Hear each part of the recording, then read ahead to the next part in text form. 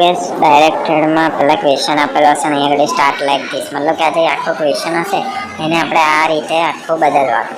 Okay, તો આમાં છે કે the managing trustee appointed Shilpa ma'am as the principal of the school.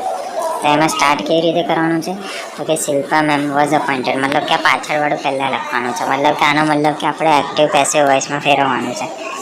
Active પેસિવમાં કેવી રીતે ફેરવીશું તો એ થોડું સમજાવી દઉં.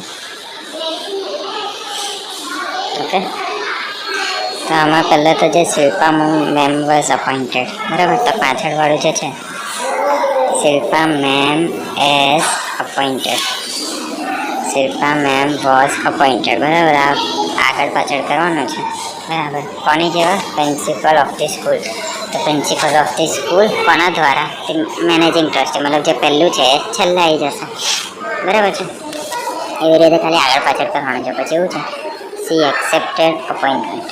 ઓકે, તો અપોઇન્ટમેન્ટ એમને એક્સેપ્ટ કરી છે. તો આપણે એનું પેસિવ વોઇસમાં કેવી રીતે કરવાનું? તો પાછળવાળું પહેલાં આવશે. તો અપોઇન્ટમેન્ટ, અહીંયા ઇઝાર કશું નથી તો અપોઇન્ટમેન્ટ વોઝ આવશે. તો અપોઇન્ટમેન્ટ વોઝ શું છે? એક્સેપ્ટ કરી છે. એક્સેપ્ટેડ બાય છેલ્લા, આ પહેલું છેલ્લા લખીશું તો એની પહેલાં શું લખીશું? બાય.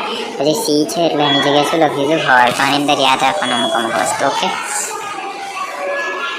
પછી the staff felicitated her with buckets. તો આમાં સૌથી પહેલાં આપણે શું લખીશું તો કે હર છે ને તેની જગ્યાએ આપણે લખીશું સી. કશું છે ને એટલે વોઝ લખ્યું પાછળ. પછી શું છે? ફેલિસિએટેડ. તો કે ફેલિસિએટેડ, પછી આવ્યું વિથ બકેટ્સ. વિથ બકેટ્સ કોના દ્વારા? સ્ટાફ દ્વારા. તો કે by the staff. Okay, and they assured her full support. તો એની જોડે લખી દારું કે હર છે તો એની જગ્યાએ સી વોઝ અસ્યોર્ડ, એટલે કે અસ્યોર્ડ શું છે? Full support. ફૂલ સપોર્ટ આપ્યો છે. ઓકે, પછી પાછળનું છેલ્લું વાક્ય છે શું છે તો કે she will administer school from the next academic year. મતલબ કે અહીંયા ઘડી છે ધ સ્કૂલવાળું પહેલાં લખીશું તો કે ધ સ્કૂલ નેક્સ્ટ યર છે એટલે કે ભવિષ્યકાળ. ભવિષ્યકાળમાં શું આપણીશું? વિલ બી.